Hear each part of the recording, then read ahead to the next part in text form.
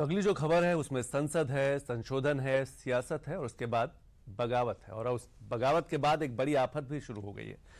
तो न्यूज 360 में अगली खबर वक्फ संशोधन बिल के सदन से पास होने के बाद बिहार में इस्तीफों पर छिड़े नए सियासी विवाद से जुड़ी है। दरअसल संसद के दोनों सदनों में जेडीयू समेत एनडीए में शामिल सभी दलों ने वक्फ बिल का समर्थन किया था, लेकिन इस समर्थन के बाद नीतीश कुमार की जेडीयू के कुछ मुस्लिम नेताओं ने नाराजगी जताते हुए पार्टी से इस्तीफा दे दिया है। और अब इस पूरे मामले को लेकर बिहार में जेडीयू और आरजेडी के बीच जुबानी जंग भी है, वो देखने को मिल रही है। रिपोर्ट देख लेते हैं। संसद के दोनों सदनों में बहुमत के साथ वक्फ संशोधन बिल पास होने के बाद अब यह बिल कानून की शक्ल लेने की कगार पर पहुंच चुका है। बिल को अब राष्ट्रपति के पास भेजा जाएगा और राष्ट्रपति की मुहर लगने के बाद ये बिल कानून बन जाएगा। लेकिन इससे पहले बिहार की सियासत में बिल के विरोध को लेकर इस्तीफों का दौर शुरू हो गया। सदन में वक्फ संशोधन बिल पर नीतीश कुमार की पार्टी के समर्थन से नाराज जेडीयू के मुस्लिम नेताओं ने पार्टी से इस्तीफे का ऐलान कर दिया।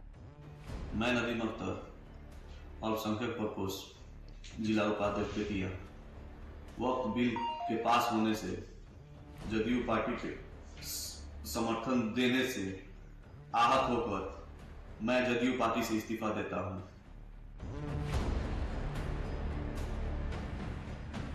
वक्फ संशोधन बिल के विरोध में इस्तीफों के इस दौर की शुरुआत गुरुवार रात पूर्वी चंपारण से खुद को जेडीयू के चिकित्सा प्रकोष्ठ का अध्यक्ष बताने वाले मोहम्मद कासिम अंसारी के नीतीश कुमार को लिखे इस लेटर के साथ हुई थी। इसके बाद शुक्रवार दोपहर तक खुद को जेडीयू नेता बताने वाले एक के बाद एक करीब 6 मुस्लिम नेताओं ने पार्टी छोड़ने का ऐलान कर दिया, जिसके बाद बिहार की सियासत में कई सवाल गूंजने लगे। कासिम अंसारी के इस्तीफे को जेडीयू के लिए बड़ा झटका बताया गया, तो इस पर जेडीयू नेता नीरज कुमार ने इस्तीफा देने वाले नेता कासिम अंसारी की कुंडली बताते हुए इनके सियासी वजूद को जनता के सामने रख दिया। कासिम अंसारी बेचारे को 3,21,111 वोट में 499 वोट आया, 499। आई देश भर के नेता हो गए, मीडिया के लिए खबर बन गई। अरे सवाल इस बात का नहीं है, सवाल है कि पार्टी के वजूद को कायम रखना और पार्टी के निर्णय को मानना। नीतीश कुमार जी ने अल्पसंख्यक के लिए जो किया है, मैं पूछना चाहता हूं, कांग्रेस शासित प्रदेश में, गैर भाजपा शासित प्रदेश में कौन ऐसा राज्य है जिसने बजटीय आवंटन किया हो? हमने 110 करोड़ रुपया वक्फ विकास बोर्ड के लिए दिया, तो वक्फ का विकास करिएगा नहीं, मंदिर का विकास करिएगा नहीं और केवल जज्बात फैला करके वोट की चिंता करिएगा। हम वोटर की चिंता करते हैं। इधर सदन में बिल पास होने से नाराज आरजेडी ने वक्फ संशोधन बिल का समर्थन करने को लेकर जेडीयू पर सवाल उठाते हुए इन इस्तीफों को वक्फ संशोधन बिल के समर्थन का साइड इफेक्ट करार दिया। केंद्र की सरकार ने वक्फ संशोधन बिल को पास करा लिया हो, लेकिन बहुत ज्यादा का अंतर नहीं रहा। मजबूती के साथ विपक्ष ने इसका विरोध किया। आज उनके पास संख्या बल है, लेकिन जिस तरह से जो अपने को सेकुलर बताते थे जो पार्टियां बीजेपी के सहयोगी, वो सारे एक्सपोज हो गए। जेडीयू में भारी भगदड़ होने वाली है और जेडीयू बहुत जल्द विखंडित हो जाएगा। जेडीयू टूट के कगार पर है। अब जेडीयू के कई नेताओं ने इस्तीफा दिया है, अभी कई लंबी फहरिस्त है, इस्तीफा देने के कगार पर हैं, लाइन में लगे हुए हैं। तो जेडीयू के तेजस्वी यादव जी लगातार कह रहे थे कि जेडीयू समाप्ति की ओर है। अब जेडीयू पार्टी और बिहार की सरकार वेंटिलेटर पर है। आरजेडी नेता मृत्युंजय तिवारी ने हालिया इस्तीफों को आधार बनाते हुए जेडीयू में दरार का दावा करते हुए सेक्युलरिज्म वाला दांव चला, तो जेडीयू नेता नीरज कुमार ने नीतीश कुमार की सरकार में मुस्लिम कल्याण से जुड़े काम गिनाते हुए आरजेडी पर तगड़ा पलटवार कर दिया। नीतीश कुमार जी को सेकुलरिज्म का सर्टिफिकेट चाहिए। राष्ट्रीय जनता दल के सजा याफ्ता लालू यादव को मुफ्ती मोहम्मद शहीद अवार्ड मिला है, नीतीश कुमार जी को वह अवार्ड मिला है। नीतीश कुमार जी को ग्लोबल थिंकर माना गया है।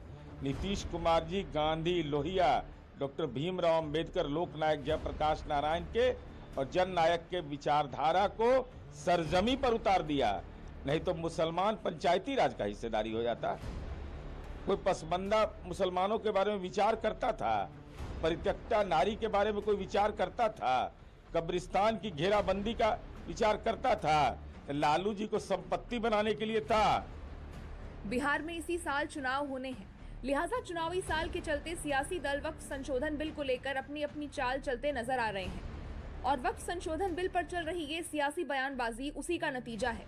वक्फ बिल की खिलाफत में खड़ी पार्टियां इसे मजहबी रंग देते हुए मुस्लिम वोट बैंक साधने की कोशिश में जुटी हैं और इसके पीछे की गुणागणित क्या है ये भी आपको जानना चाहिए। इसी साल अक्टूबर-नवंबर में बिहार विधानसभा का चुनाव होना है। बिहार में करीब 18% मुस्लिम वोटर हैं। कई सियासी दलों की नजर उसी 18% मुस्लिम वोटर पर है। वक्फ संशोधन बिल सदन से पास होने के बाद आरजेडी जहां जेडीयू को घेरने में लगी है, तो वहीं केंद्रीय मंत्री और जेडीयू नेता राजीव रंजन ने लालू प्रसाद यादव का एक पुराना बयान याद दिलाते हुए आरजेडी को निशाने पर लिया। अब आरजेडी के लोग भारी नेता हैं, उनको वक्फ बोर्ड समझ ही में नहीं आता है तो उनको कौन समझाएगा। लालू जी के भाषण पर न बोलें कि 2010 में क्या भाषण दिए थे। फिर लालू जी 2010 में क्या भाषण दिए थे उस पर न बोले आरजेडी के लोग। तो बड़ा कड़ा कानून बनाने का जरूरत है। सब लूट लिया, डकबंगला चौक से लेके सब। कौन दिया था भाषण? हम दिए थे। केंद्रीय मंत्री राजीव रंजन ने साल 2010 में आए लालू प्रसाद यादव के जिस बयान को लेकर आरजेडी पर निशाना साधा, लालू यादव का वो पुराना भाषण भी आपको सुनना चाहिए। देखिए, कानून बनाना चाहिए बहुत कड़ा।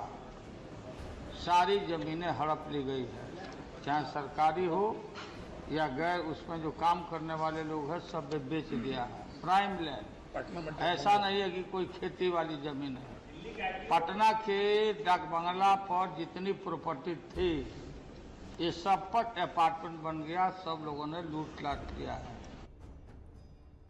आरजेडी चीफ लालू प्रसाद यादव का ये बयान करीब 15 साल पुराना है। बयान में लालू प्रसाद यादव वक्फ बिल पर कड़ा कानून बनाने की मांग करते देखे जा सकते हैं। सदन में दिए लालू प्रसाद यादव के इसी बयान को आगे रखकर अब बीजेपी वक्फ संशोधन बिल को लेकर आरजेडी के बदले रवैये को वोट बैंक की सियासत करार देते हुए जमकर हमलावर है।